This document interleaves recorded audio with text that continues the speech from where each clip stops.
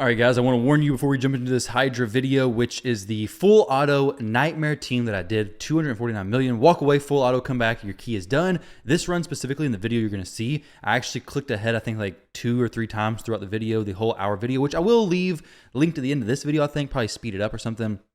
And you guys can run it in even faster speed if you want. If you want to look through the whole run to see how the team actually breaks down. But I do want to give you a trigger warning because there's going to be some champions in this team that some people are not going to like to see. However, there are substitutions. I want to talk about the roles of the champions in this team, and maybe you can think about what champions you can swap into those champion spots. So this is the damage I did, 249 million damage, and this is the team I used. So the team has, as you can see, Inquisitor Shemel, not trigger worthy. We have EMIC back here with a stone skin, EMIC right there. Another EMIC, so 2 EMICs, not trigger worthy because it's in the title and the thumbnail, hopefully. And then a Newt, he's fine. Ugo, fine. And then who is this champion on the far right? It is the Ninja of 2024, the champion who's no longer available, the Archer. So the Archer is replaceable. Not going to be super easy, but if you're creative, you can replace her. Matter of fact, if you come in here to the Hell Hades website, you can see different teams that don't use the Archer. So you can see a double EMIC setup, 152 million damage. We have Cardiel, Michinaki, Inquisitor Shemel. Shemel deals with the fear. I used a team before that had no Shemel, that I had Sify, I think, instead. Something like that, I believe is what it was. But now I'm using double EMIC, no Painkeeper, and I have a little bit of a different team. So you can see this team has double EMIC plus a Painkeeper, but there's a lot of different double EMIC variations. Essentially, what Archer's doing here is she's bringing the Provoke, she's bringing a Hex, which is very nice for targeting other heads, but both of these can be covered by sets on different champions. Your Ugo, for example, could be in Provoke. She could be in Hex, something along those lines. You could even bring a EMIC if you really had the gear for it, throw him in Hex or Provoke, because his A2 is AoE. He does use it, so it could possibly work. Is it going to be as good as the Archer? Absolutely not. She also brings a decreased speed, which she doesn't place a ton. She does do it, and it stays up most of the time, but since she's getting cooldown reduced so often, she doesn't do it necessarily as much as I would like. But she also brings a heal. This heal is very big. But you can use other champions, more tanky champions, more defense-based champions. You can see in the example that I shown just a second ago, the Cardiel Michinaki example, we have the heals from Cardiel. Michinaki brings a Hex, and they may have a Provoke somewhere on the team. They don't. But this champion's bringing a lot of this stuff as well. So you can, if you want to do the damage that I'm doing, this team I think is one of the better ones. There's probably even better options in this one. But the team that I have hits all the requirements, fills all the roles, and is very good as far as full auto. But Archer is not needed for the team. You just got to be a little creative as to what you actually put in there. So let's take a look at the presets of the champions and the stats as well. So Newt, he is in Savage. He has 242 speed in HYDRA. Decent crit damage, decent defense. It's nice to have defense and tanky champions in this because you can die. Matter of fact, my Inquisitor Shemel is built to be somewhat tanky. 46,000 HP, 3,300 defense, decent speed, good crit damage, and he can add up some pretty good damage as well, which I'll show you guys at the end of the previous run. And then we have Archer right here. Number 1 on the rapid shot, number 2 on the spinning shot. She has pretty good speed, decent defense, decent HP, and then accuracy is pretty good. You do want to make sure she's placing her debuffs, of course, so 335, I believe is what it is. Let's just say 350. 350 accuracy is what you're shooting for. Matter of fact, let's actually see if I can see what it is for HYDRA here. I just went blank as far as Nightmare HYDRA, but Nightmare, stage 6, Head of Decay, accuracy, the resistance is 340, so just shoot for 350 accuracy, and you should be fine. Maybe even just go for 375 if you're feeling a little bit extra, generous with your accuracy. But if you notice her resisting a lot, getting resisted, just bump the accuracy up a little bit. And then we have EMIC number 1. He's 308 speed. If you like using your EMIC at 271 speed, have no fear. The next EMIC is here shortly. So this EMIC, tanky. You want to be tanky. He's actually in Stone Skin plus Bolster. The best would be Protection, 6-piece at least, to protect the taunt so it can't get stolen, so on and so forth. But that's not what I have. You don't have to have him this fast. You can have him slower. You could use the other EMIC as your faster EMIC. But essentially what I'm doing is having them right now. They're currently fairly close in speed, but even if you have them a pretty big speed gap, it's okay. There's so much RNG in HYDRA. Eventually some of the term years are going to be stolen. The buffs are going to get a little bit weird, and this team, you're going to have to run it and then probably run it a few more times. Like yesterday, I ended up ending this key and saving it because I didn't plan to push HYDRA damage, so I just wanted to do this for the video. And then I reran the team because I wanted to actually save the damage. And so I ran the team, I think, 2 or 3 more times and actually got, I think, 230 million full auto. Again, that time it was 100% walk away full auto though. So it was a little bit better than this one right here, which I just clicked a few heads. The next EMIC is 283 in HYDRA, but he's actually 271 with my normal build. It's just because of the HYDRA area bonuses that I have that he is 283. So this is a 271 EMIC, just boosted in speed from Hydra bonuses. So HP is 61,000, defense is pretty decent. We have resistance on both the emics. You want to make sure you are resisting that Head of Mischief, because if you get taunt stolen, if you get your turn meter stolen all the time, it's going to make things very difficult, very complicated, and just really not worth the headache of constantly resetting because of that. Ugo is built also very tanky. She has good HP because her heal is based off of her HP anyways. Removes all and then heals by 20% of this champion's max HP. So stack her HP up a lot. She brings great heals. Archer's going to be doing most of the heals, but Ugo is a nice addition. She's also bringing the decreased defense as well as the block buffs. The block buffs is very helpful for preventing the Head of Mischief from spreading buffs, but also the Head of Blight, or the Head of whatever it's called, Toxicity, I don't know. But spreading the Blight cloud, Poison cloud, you know what I'm talking about. The thing that makes you weak hit, super annoying. And then Inquisitor Shamel, #1 priority there. So we do have Archer's passive. I was going to say something else that was important, but I completely forgot. Oh, Newt. He opens with the A2 to place Weaken. So we have decreased defense, we have Weaken, we have block buffs, we have decreased speed somewhat, we have Hex and Provoke, we have a lot of cooldown reductions, and we have a big max HP hitting champion. All of that leads to this damage at the end of the run. Let's see right here. So we have Archer doing 75 million. Obviously, this is not just from her. It is damage shared from the Hex. So it's the emics, the Ugo, the Shamel, the Newt, all contributing to the Archer's damage. So she looks very high. It's not actually that high, though.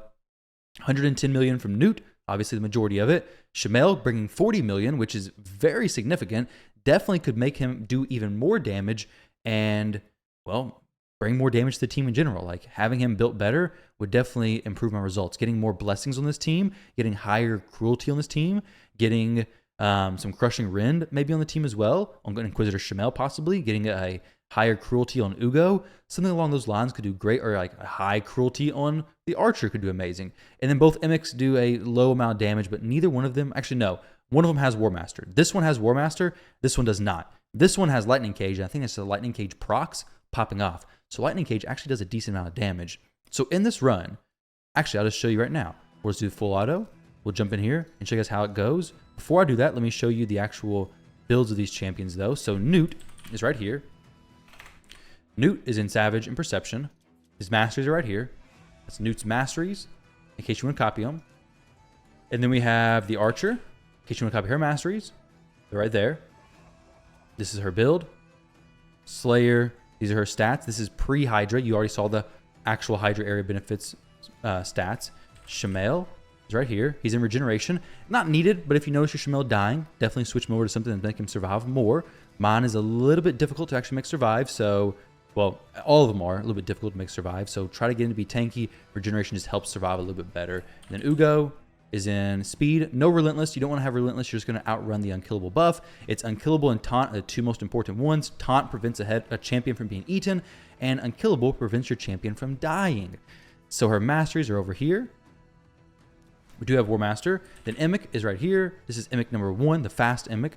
Skills fully booked. You do want to have everything fully booked, especially the A2 and the A3. He's in Bolster plus Stone Skin, not needed. It can be Protection. Protection would be better, but Bolster and Stone Skin is what I use for Arena. And then we have EMIC #2, which is the 271, in case you're using them in different areas. And then we have these masters over here. So 2 EMICs. The champions use alongside them don't really matter as much necessarily. It is important to have good ones that do good damage, but if you just want to get into Nightmare and do one key team, very easy. This team is a little more demanding, a little more specific, but you're pushing a lot higher damage than just one key, right? Now, one thing I want to mention, the crit damages on these champions is important. So you'll see that Newt is not the highest, 268. Archer is the highest. The reason why the Archer is the highest is because I want her to get the mark of the Hydra first. Because if Newt gets it, well, it's kind of difficult to break it free, because eventually this champion will be eaten. Just on how the speed tune works, on how the team is, the emics cycle around and get caught up, and they start doing the taunt together, but eventually she will be eaten. When she gets eaten, I want Newt to be able to free her. Ideally, Newt doesn't get eaten very often. Ideally, not at all. But it is probably going to happen, and if it does, I'd rather it be later in the fight, so I could save that damage if I wanted to. But I don't want Inquisitor Shamel to get eaten first, because if he gets eaten first, well, I have no answer for the Head of Torment. So the best option for me is to have the Archer with the highest crit damage. That could be maybe your Michinaki, various different champions for you. But to have her the highest crit damage means that she's going to get the mark first, and then after that, it's just complete RNG. Who knows where it's going to go? but so far it's done very well. Now in my manual targeting, what I would do is I would sometimes target, like the run I did, I was literally away from my computer. I would open up a basically screen sharing app, and then I would click ahead because I was getting a little bit worried. But to be honest, I ran another one and it was perfectly fine without any clicking heads whatsoever. But when I did click the heads, I would prioritize the Head of Mischief because it's the only one that will really ruin your run. But I would also prioritize heads that had reflect damage. So the Head of Suffering, if he had reflect damage, or the Head of Wrath, because reflect damage is Newt's nightmare. Because Newt isn't very smart. Seeing the reflect damage, he decides he wants to hit it. He smacks it hard with day 3 and then also kills himself, or very close, because even with the unkillable up, if he smacks himself down to 1 HP, drops the unkillable because he is in the lead spot, he will drop unkillable because Inquisitor Shemel's boosting him, well, he's going to end up dying. But other than that, this team is very consistent, very safe. I did the runs and got to 200+ million. This is actually my second week running this team, and I've done it, I think, 3 times now, which you may have to reset it, like I said. But in general, you get this team to run. It's a easy, free, essentially, full auto Nightmare Hydra team. For me, it's a pretty good damage full auto Nightmare Hydra team that I can build the damage to be even higher in the future. It can probably go to 260, 270, maybe even 300 million, but I would need higher blessings on all these champions, like blessings on this EMIC, higher blessings on this Ugo, more blessings on this Shamel.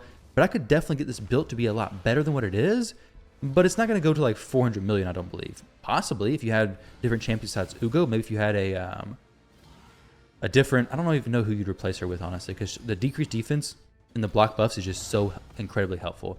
But this is the team that I'm running. I do want to mention the masteries. You don't want to have any turn meter boosting or cooldown resetting masteries for the emics, because if you do, what's going to happen is they're going to start overlapping their taunts. That's okay. It's not the end of the run if that happens, but if it does happen and it's doing it a whole lot, well, you could drop the taunt and be in a really bad spot. Sometimes a taunt drops, it's okay, and champions will get eaten. That's okay as well. It's not a permanent thing. It's not a permanent taunt loop, as in the Head of Mischief, if it steals taunt, well, we're going to be without taunt for a little while. That's okay, though, because the next one is going to follow up with taunt very soon after, and then keep the Mark of the Hydra, hopefully, staying at 0. You'll see it in just a few moments being at 0. Like I said, I will link this run right here, which is the one that I did yesterday. You may not even notice when I clicked on the heads. Like, it was very few times throughout the whole video. Maybe like towards the very end, I was clicking on the head, possibly. But I did do it. You could see it if you went through this fast enough, but it was like so infrequent that it doesn't even matter, honestly. Like I said, I did run a team also that had 0 head clicking whatsoever. A team, that same team, it was just a different run because I didn't save this one. We were planning to drop Hydra score. We didn't actually drop the Hydra score. We are looking for new members for CVC as well as Hydra. If you're hitting Nightmare, Brutal Hydra, let me know. Definitely most likely get you in.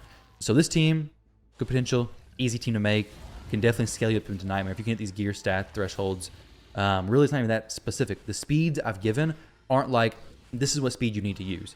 This is just like a range. You can obviously use much higher speeds or much lower speeds. It's really up to you. You just, for me, I have the emics fairly close. I've done it before where the emics were fairly far apart. Just make sure that the taunt is up on one emic majority of the time.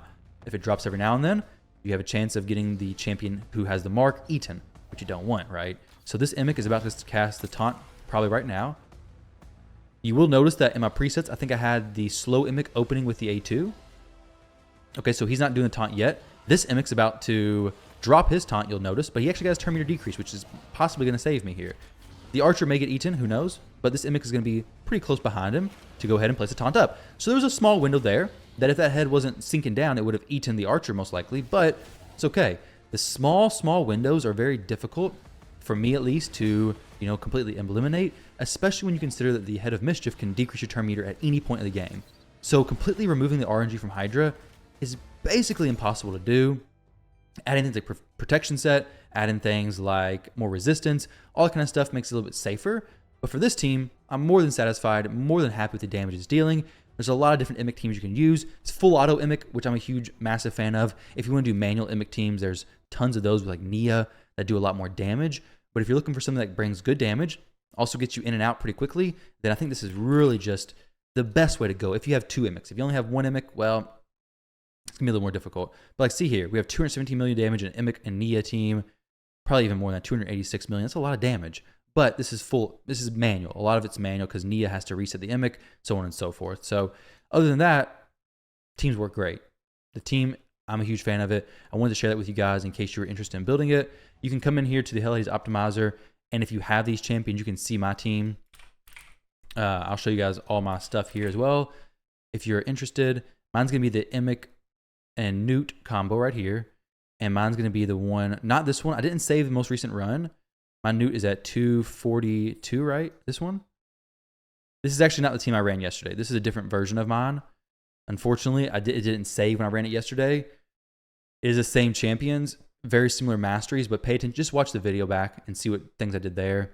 I did make the EMIC 271 to help those players out who do use them in so many areas. So now you can use them in those areas, plus use them in HYDRA for some massive success. So guys, hope you enjoy that. I will be streaming probably right now, doing a takeover and actually building this exact team on my stream as well. Very soon doing some Shogun stuff first, and then coming over to do this HYDRA team build. So guys, hope you enjoyed. Best of luck in your HYDRA Clash. Best of luck building this team. It's not for everybody, but for those of you who are lucky enough to have 2 emics, this could be a pretty sweet team for you to push up into Nightmare HYDRA, or go ahead and start pushing up into HYDRA Clash and get some pretty significant points there. That team earned me, I think, 1 billion points, about like 970 million, I think. No, that team I think was 1 billion. But the team I ran after that was a little bit less because it got a little bit lower damage. Either way, guys, thank you all for watching. Love and appreciate all of you, and best of luck. I'll catch you in the next one.